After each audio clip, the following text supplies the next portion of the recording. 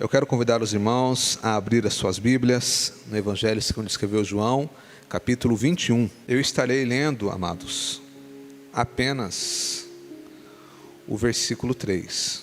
Diz assim: Disse-lhes Simão Pedro: Vou pescar. Disseram-lhe eles: Também nós vamos contigo. Foram e subiram logo para o barco, e naquela noite nada apanharam. Somente até aí, amados. Hoje nós vamos encerrar a nossa série de mensagens sobre o Evangelho segundo escreveu João. Hoje eu acredito que é a 22ª, né, Tiago? Ao decorrer dessas mensagens, amados, nós analisamos todo o contexto desse livro tão importante, tão maravilhoso, ao qual o seu foco central é justamente demonstrar a divindade de Jesus, mostrar que Jesus é Deus e também que todos os milagres que ele fez, que aqui no Evangelho de João foram descritos cerca de 7 milagres, e tudo aquilo que ele ensinou e que ele relatou aqui neste Evangelho era apontando para esta verdade, que Jesus é Deus e que ele vem ao mundo para salvar dos nossos pecados. De maneira que no capítulo 20, versículo 30, deixe sua Bíblia aberta por gentileza, capítulo 20, versículo 30, ele vai dizer assim: Jesus, pois, operou também em presença de seus discípulos muitos outros sinais, que não estão escritos neste livro.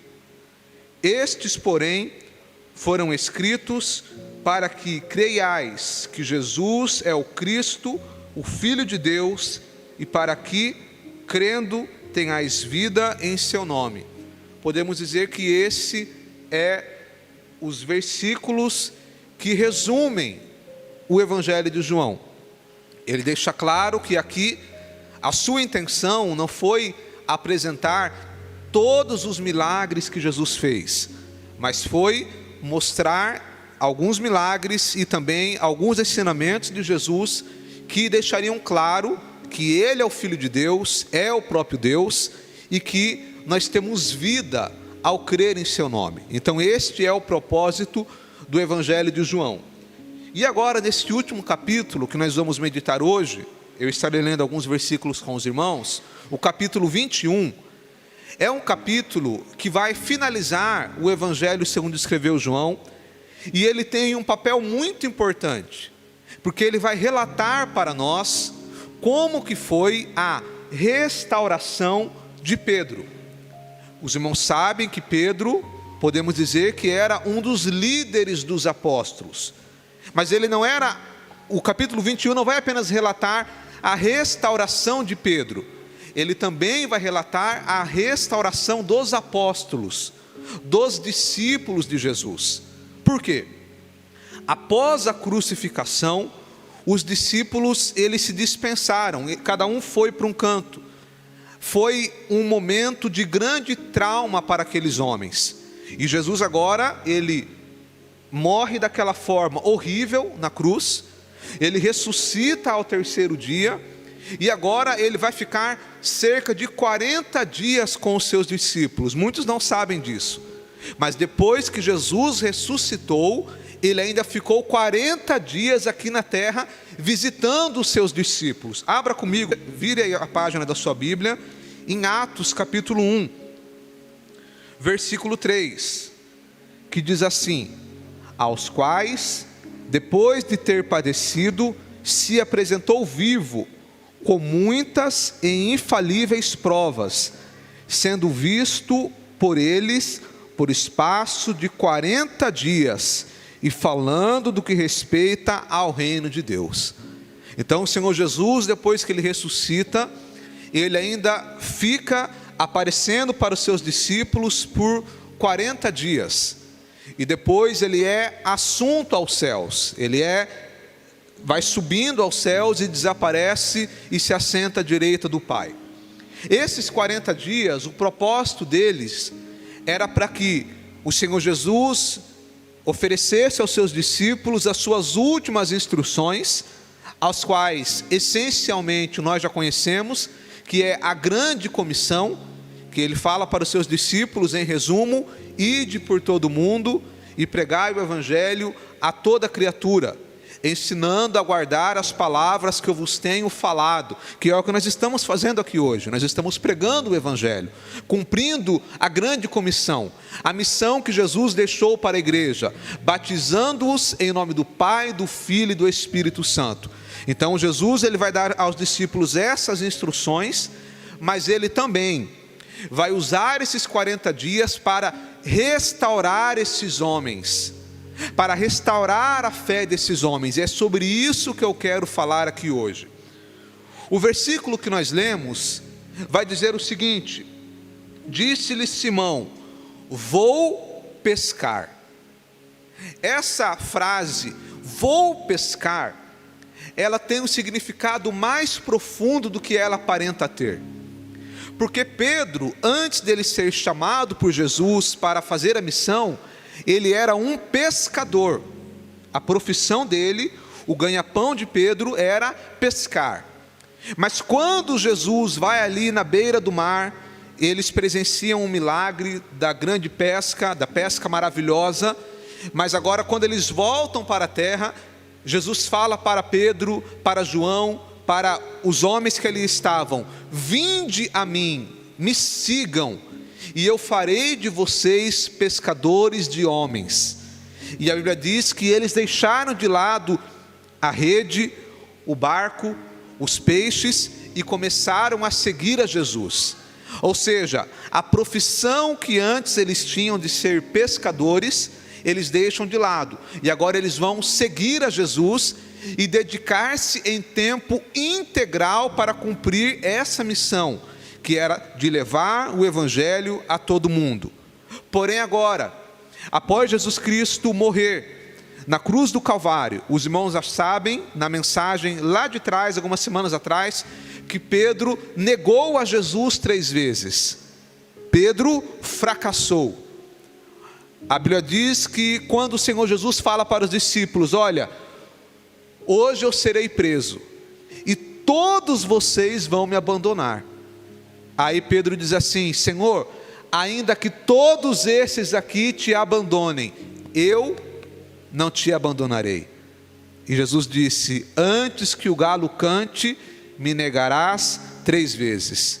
E Pedro negou a Jesus. E depois que ele nega Jesus 3 vezes, lá no meio daquela bagunça que estava à noite da crucificação, que Jesus estava sendo julgado, no meio daquela bagunça, de longe, Jesus olha dentro do olho de Pedro, e ele agora sente o peso da sua falha, e ele sai daquele lugar e chora amargamente. Depois que isso acontece, Jesus Cristo é morto na cruz do Calvário, daquela forma horrível, mas ele ressuscita ao 3º dia, aparece aos seus discípulos, mas eles ainda estavam feridos, eles ainda estavam sem direção. E como que nós percebemos isso? Por causa desse texto, que Pedro diz: vou pescar.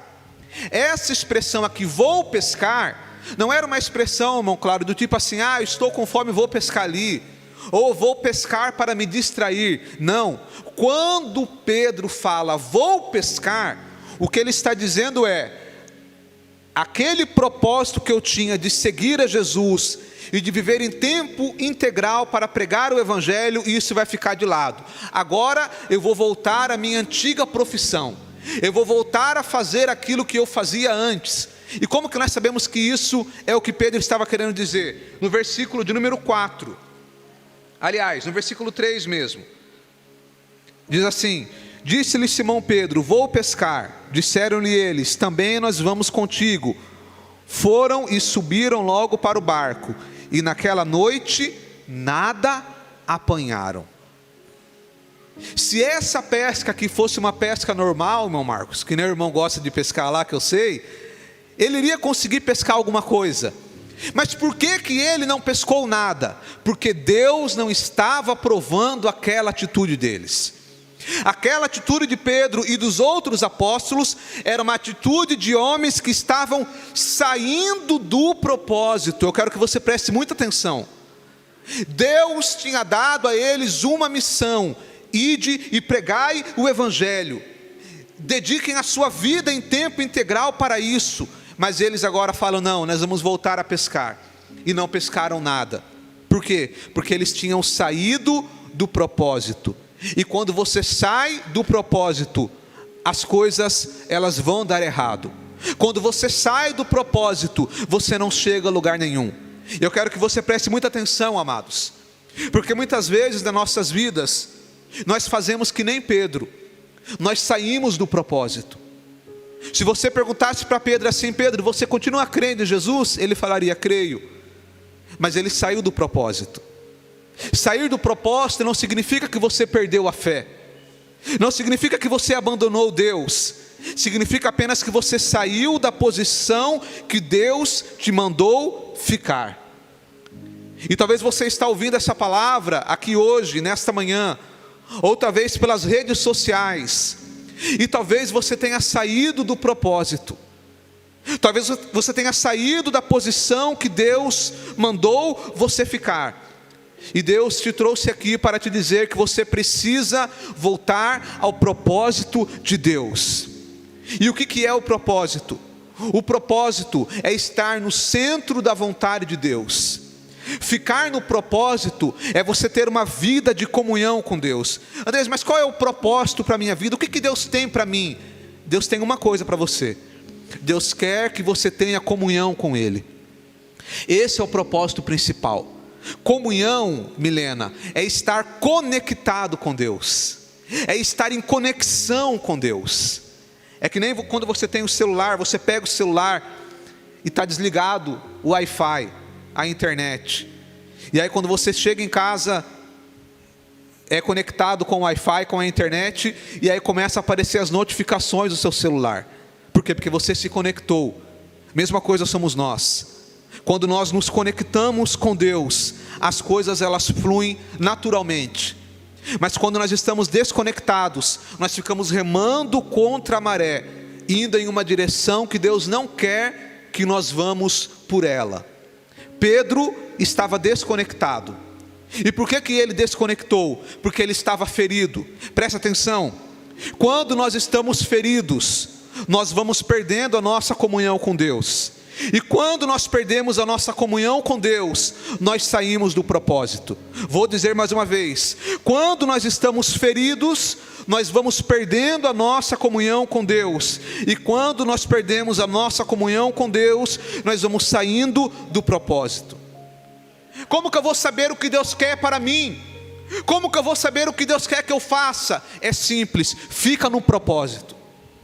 Fica em comunhão com Deus, porque quando você está em comunhão com Deus, as coisas elas fluem naturalmente. Quando você está em comunhão com Deus, meu amado, não precisa ninguém dizer para você aonde você deve ir e aonde você não deve ir.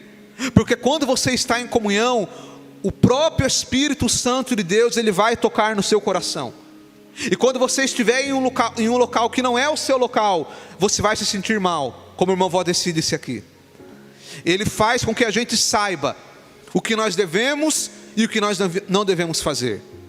Pedro, quando ele fala assim, vou pescar, se ele estivesse em comunhão, o Espírito Santo tocaria no coração dele e falaria: não vai não, vai pregar o Evangelho, vai anunciar ao mundo que Jesus ressuscitou. Mas ele estava fora do propósito, ele estava fora da comunhão, ele estava se distanciando. Então é por isso que nós temos que valorizar a nossa comunhão com Deus, porque quando nós estamos em comunhão com Deus, as coisas fluem naturalmente. A Bíblia vai dizer que Pedro agora ele vai pescar, e os outros discípulos vão junto com ele. Todos os outros vão junto com ele, mostrando que Pedro, ele tinha um papel de liderança, ele tinha um papel de influência. E agora nós vamos ver na atitude de Pedro 3 sintomas de que Pedro estava ferido. O primeiro é quando ele diz: vou pescar, demonstrando que ele estava querendo voltar para trás. O segundo sintoma que mostra que Pedro estava ferido é que ele não consegue reconhecer a Jesus. João reconhece, Pedro não. Veja comigo o versículo 7. Aliás, vamos no versículo 4. E sendo já de manhã, Jesus se apresentou na praia, mas os discípulos não conheceram que era Jesus. Disse-lhes, pois, Jesus: filhos, tendes alguma coisa de comer? Responderam-lhe: não. Presta atenção, eles foram pescar, pescaram a noite inteira e não conseguiram pegar um peixe sequer. E aí quando chega de manhã, Jesus pergunta para eles, eles não reconhecem a Jesus, e Jesus pergunta: tem alguma coisa para comer? E eles: não. Irmão, preste muita atenção aqui, presta atenção no que eu vou te dizer. O Senhor Jesus, Ele tinha prometido para os discípulos: não vos preocupeis com o que haveis de comer, nem o que haveis de vestir. Os ímpios já se preocupam com isso, mas buscai primeiro o reino de Deus e a sua justiça, e todas estas coisas, que coisas? Comida e vestimenta, o essencial, todas estas coisas vos serão acrescentadas. Ou seja, havia uma promessa de que se eles buscassem o reino de Deus, não ia faltar pão, não ia faltar peixe, não ia faltar vestimenta. Agora eu te pergunto, então por que estava faltando?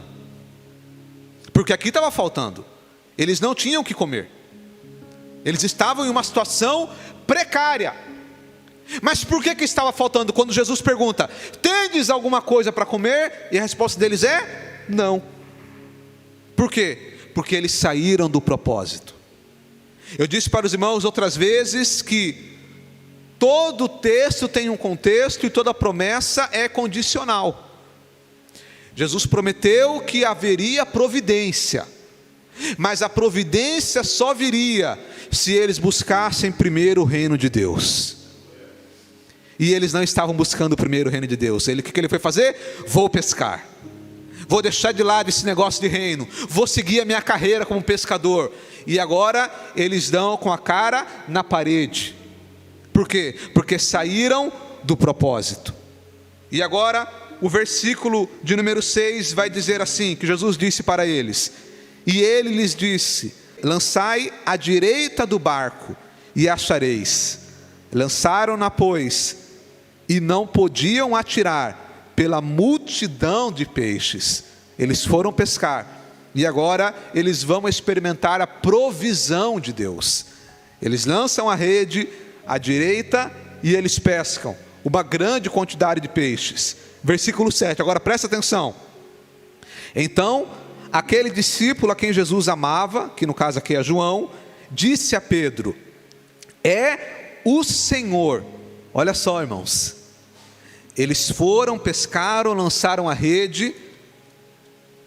Pare para pensar, por que será que eles não reconheceram o Senhor Jesus? A Bíblia não diz. Pode ser que eles não reconheceram porque Jesus fez com que eles não o reconhecessem. Pode ser, provavelmente foi isso. Mas o que é interessante é que quando eles lançam a rede e pegam ali uma grande quantidade de peixes, João, que era o discípulo amado, de longe, eles estavam mais ou menos a 100 metros da praia, 90 metros, ele reconhece Jesus, mas Pedro não. Ou seja, estava desconectado. E agora outro sintoma, que Pedro estava desconectado. Duas atitudes de Pedro que estão aqui no texto. A primeira é que ele se lança na água. Ele estava sem uma parte da sua roupa, a Bíblia diz que ele estava nu, mas não era nu, era sem uma parte da sua roupa, que eles usavam a túnica e outra roupa por baixo. Então quando eles iam pescar, eles obviamente que se molhavam, então eles tiravam essa roupa externa. E Pedro agora, quando ele ouve, é o Senhor, é Jesus que está lá, Pedro então ele coloca a roupa e se lança na água, porque ele queria chegar primeiro. Porque lá atrás, quando eles ouviram que Jesus ressuscitou, as mulheres falaram para os discípulos, Pedro e João foram correndo até o sepulcro. E a Bíblia diz que eles estavam competindo, irmão, para ver quem chegava primeiro. Pedro correndo, João correndo, só que João chegou primeiro. E agora parece que Pedro fala, mas agora eu vou chegar primeiro. E agora ele se lança na água e vai até Jesus nadando. Quando chega lá, veja só o que a Bíblia diz, irmãos, versículo de número 8. E os outros discípulos foram com o barco, porque não estavam distantes da terra, senão quase 200 côvados, 90 metros, levando a rede cheia de peixes. Agora versículo 9. Logo que chegaram na terra, viram ali brasas, e um peixe posto em cima, e pão. Agora que coisa maravilhosa, irmãos. Jesus chega para eles lá atrás e fala, tem alguma coisa para comer? E eles, não. Então vai lá e lança a rede do lado direito. Eles foram lá, jogaram a rede, pescaram, mas quando eles voltam, Jesus já estava com o fogo aceso e com o peixe pronto. O fogo aceso e o peixe estava pronto. É que nem aquela conversa, quando você está vindo com a farofa, eu estou voltando já com o virado. Como que é, irmãos? Como que é, Maria? A senhora que sabe essa horário. Então, quando você está vindo com a farinha, eu estou voltando com o pão pronto. É isso, mais ou menos por aí. Eles foram pescar, quando eles voltaram, o fogo aceso não era nem fogo, era brasa, já estava no ponto bom. Quem faz churrasco sabe. A brasa pronta e o peixe pronto. Jesus estava dizendo para eles, olha, se vocês permanecerem no propósito, as coisas vão fluir naturalmente. E agora quando eles chegam lá, Jesus está lá, com tudo pronto. Versículo de número 9. Logo que saindo da terra, viram ali brasas e um peixe posto em cima, e pão. Já tinha pão, irmãos. Eles só iam comer o peixe. Jesus estava com o pão pronto e com a brasa. É a provisão de Deus. Agora o versículo 10. Disse-lhe Jesus, trazei dos peixes que agora apanhastes. Agora veja só, irmãos, versículo 11. Simão Pedro subiu e puxou a rede para a terra, cheia de 153 grandes peixes, e sendo tantos, não se rompia a rede. Quem aqui já pescou, irmão? Quem aqui já foi pescar? Levanta só para me conhecer. Quase metade, né? Irmão Cláudio já pescou já, né, irmão Cláudio? Então eu vou contar aqui uma experiência minha. O maior peixe que eu pesquei foi de 6 quilos. Eu tinha mais ou menos uns 11 anos. E aqui, sem brincadeira, irmãos, ele quase me levou para dentro da água, amados. Foi tão difícil tirar esse peixe de 6 quilos, era um pacu desse tamanho, irmãos, mais ou menos assim. Eu conto que cada vez que eu conto essa história, ele vai aumentando 1 quilo, minha mãe fala. Brincadeira, mas tinha 6 quilos mesmo, a gente pesou, irmão. Inclusive teve que pagar, e não ficou barato. Quando a gente foi fazer churrasco, fui na casa do meu tio, na casa da minha tia, lá em Salta, da tia Maria. A gente fez esse peixe de churrasco, e os meus tios ficavam falando para mim, rapaz, esse peixe está com cara de extra. Era o mercado que tinha. Eu falei, não, eu pesquei. Irmão, peixe de 6 quilos... quase me levou para dentro da água. Em vez de eu pegar a vara assim, eu coloquei ela aqui nas costas, irmão, e saí correndo para fora para ver se conseguia trazer ele. Por que eu estou dizendo isso? Porque um peixe de 12 quilos, o irmão Marcos sofreu para tirar da água, o irmão Valdeci também, eu também. Agora eu te pergunto, veja aí no texto, quantos peixes tinha na rede? Sem olhar na Bíblia. 153 peixes. Será que era leve, irmãos? Pesado, irmão. Agora veja, está aí na Bíblia, irmão, é só a gente prestar atenção nos detalhes. Veja aí, ó, João 21, versículo 11. Simão subiu e puxou aquela rede para a terra, cheia de 153 grandes peixes. Não era que nem o peixe do irmão Natali, não, irmão, era peixe grande. E sendo tantos, não se rompia a rede. Ele pegou sozinho e puxou, irmãos. Agora veja 2 atitudes de Pedro. Primeiro, quando ele viu Jesus, ele pulou na água para querer chegar primeiro. Quando Jesus fala, pega os peixes, ele foi de novo primeiro e quis trazer a rede sozinho. Sabe o que isso significa? Pedro, ele estava querendo provar alguma coisa. A consciência de Pedro estava pesada por causa do seu fracasso. Ele ainda estava ferido. E às vezes quando nós estamos feridos, nós ficamos querendo provar algo para as pessoas. Muitas vezes a pessoa, quando ela está ferida, ao invés dela cuidar da ferida, isso vai refletir em uma atitude. A de Pedro é que ele estava querendo se provar através das suas ações. Olha, eu neguei a Jesus 3 vezes, mas agora eu sou o primeiro a chegar nele. Agora eu sou o primeiro a trazer a rede. É como aquela pessoa que ela fica a todo momento querendo demonstrar que ela é crente, que ela é santa, querendo se provar, quando na verdade, quando você está em comunhão com Deus, você não precisa querer provar nada para ninguém, porque vai fluir naturalmente o brilho do Espírito Santo, e as suas ações por si só, elas vão demonstrar a sua comunhão com Deus. Então Pedro agora, ele está querendo provar algo. Por quê? Porque ele estava ferido. E agora o Senhor Jesus vai curar a Pedro. E agora eu quero que você preste muita atenção, que eu já estou caminhando para o final. Quando Pedro então traz a rede, veja comigo, versículo 12. Disse-lhe Jesus: vinde e jantai. E nenhum dos discípulos ousava perguntar-lhe: quem és tu? Porque sabiam que era o Senhor. Eles estavam em silêncio. Versículo 13. Chegou, pois, Jesus e tomou o pão e deu-lhe, e semelhantemente o peixe. E já era a 3ª vez que Jesus se manifestava aos seus discípulos, depois de ter ressuscitado dos mortos. Versículo 15. E depois de terem jantado, disse-lhe Jesus a Simão Pedro. A quem que Jesus disse? Para Pedro, para Simão Pedro: Simão, filho de Judas, ama-me mais do que estes? Agora presta atenção. É agora que vai iniciar aquilo dali, ó, a restauração de Pedro.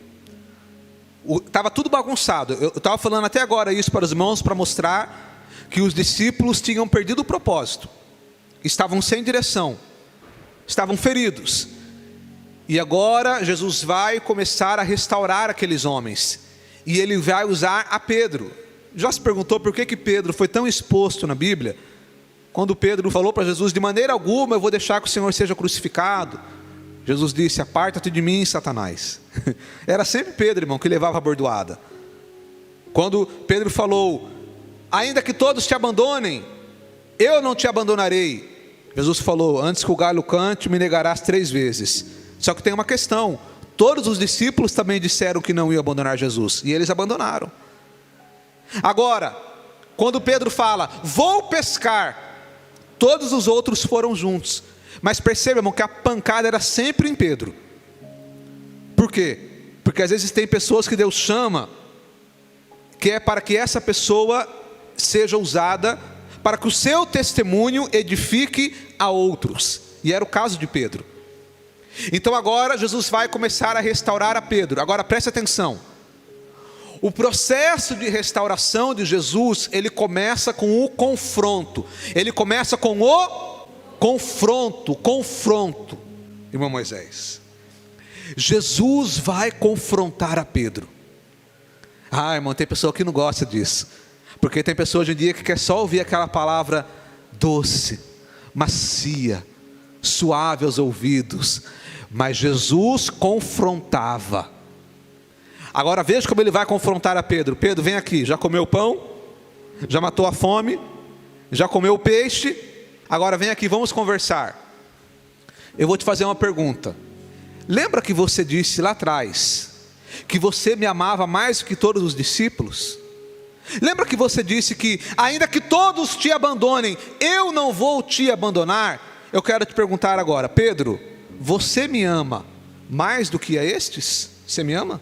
E agora Pedro vai dizer: sim, Senhor, eu te amo. Só que preste atenção, esse texto aqui, para você entender ele, a sua profundidade, nós temos que ir para a língua original que foi escrita, que é o grego. Isso geralmente não é necessário, irmãos, ficar falando assim: ah, porque no grego significa. Não é necessário, mas aqui é necessário. Por quê? Porque existiam no grego algumas palavras para descrever a palavra amor. A primeira era a palavra ágape, era a palavra que é o amor incondicional. É o amor que não depende de retribuição. é o amor que Deus tem por nós. O amor ágape, por exemplo, o amor de uma mãe para o filho.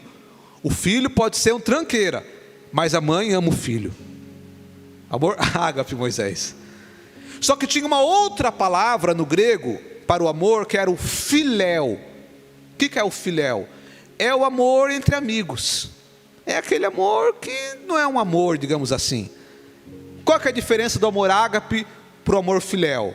Por exemplo, o amor de uma mãe para um filho, irmão, ele é incondicional. O filho pode ser a pior pessoa do mundo. A mãe ama o filho. Agora o amigo não.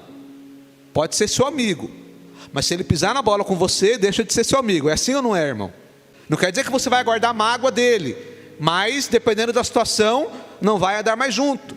Porque esse amor filéu, ele é um amor que necessita de retribuição. A pessoa é aquele famoso ditado: me ajuda a te ajudar. Então quando Jesus fala para Pedro: Pedro, tu me amas mais do que a estes, a palavra que Jesus usou foi ágape. Tu me amas, Pedro, mais do que a estes? Só que quando Pedro responde assim, e ele respondeu: sim, Senhor, tu sabes que eu te amo. A palavra amo que Pedro usou foi filéu. Então Jesus perguntou uma coisa, Pedro respondeu outra. Então eu vou trazer para a nossa linguagem aqui para você entender, contextualizando. Era como se fosse assim: Pedro, tu me amas mais do que a estes? E aí Pedro: sim, Senhor, eu gosto do Senhor. Era mais ou menos isso. Agora Jesus continua, versículo 16: tomou a dizer a segunda vez: Simão, filho de Jonas, amas-me? Mais uma vez ele usa a palavra ágape. Pedro, veja que agora ele nem fala assim: ama-me mais do que a estes. Ele já diminui um pouco a régua. Pedro, tu me amas? E aí Pedro novamente, versículo 16, disse-lhe: sim, Senhor, tu sabes que eu te amo. Disse-lhe: apacenta as minhas ovelhas. Pedro responde mais uma vez com a palavra filéu: sim, Senhor, eu gosto do Senhor. Agora o versículo 17, disse-lhe terceira vez: Simão, filho de Jonas, amas-me? E agora aqui nessa terceira vez, Jesus não usa mais a palavra ágape, ele usa filéus. O Senhor Jesus disse para Pedro: Pedro, você gosta de mim? E aí Pedro vai dizer assim: Simão entristeceu-se por ele ter dito terceira vez: amas-me? E ele disse-lhe: Senhor, tu sabes tudo, tu sabes que eu te amo. Jesus disse-lhe: apacenta as minhas ovelhas. E Pedro respondeu mais uma vez: eu gosto do Senhor. Sabe o que isso daqui é, irmão? Isso daqui se chama confissão de pecado. Lá atrás Pedro estava dizendo: eu te amo mais do que todos estes. Mas agora ele não diz mais isso. Ele diz: Senhor, tu sabes que eu não te amo como o Senhor me ama. Senhor, tu sabes que ainda que eu tinha uma intenção de dar a minha vida pelo Senhor, porque isso que eu prometi que eu iria morrer pelo Senhor, mas eu não consegui. Eu não te amo como o Senhor me ama. O Senhor morreu por mim, mas eu não consegui morrer pelo Senhor. Eu gosto do Senhor, eu não te amo de uma maneira incondicional. E Jesus fala: agora sim você vai para frente, Pedro.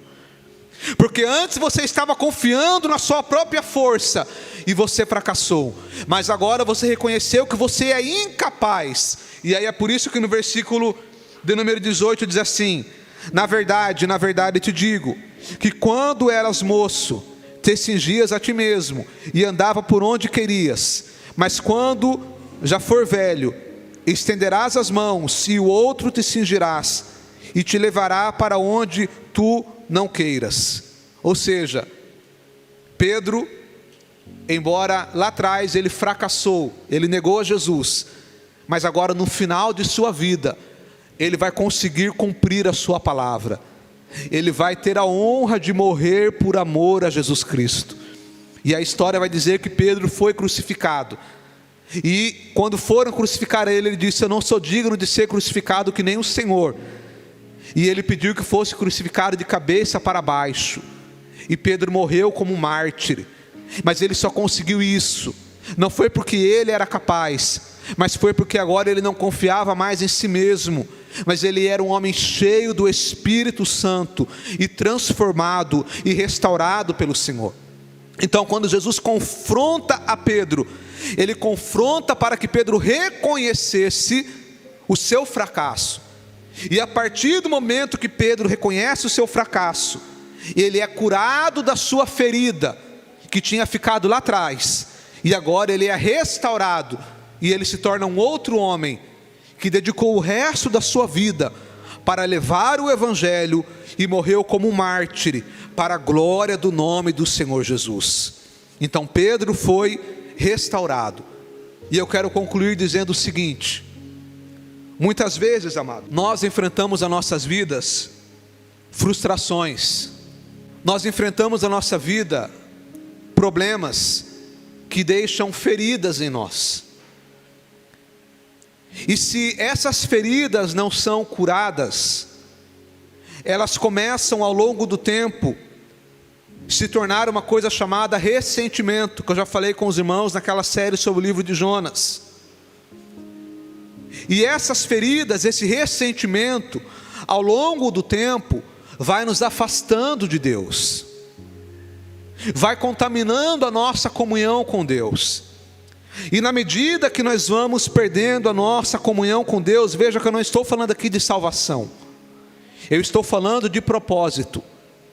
Na medida que nós vamos perdendo a comunhão, nós vamos nos afastando do propósito. E eu falo por mim, amados, quantas vezes na minha vida que eu já me afastei do propósito, quantas vezes na minha vida que eu me via em uma situação que eu falei: opa, não era para mim estar aqui, não era para mim estar fazendo isso, não era para mim estar gastando meu tempo com isso, eu deveria estar usando meu tempo para outra coisa. Eu estou falando por mim, eu não estou falando de salvação aqui, eu estou falando de propósito.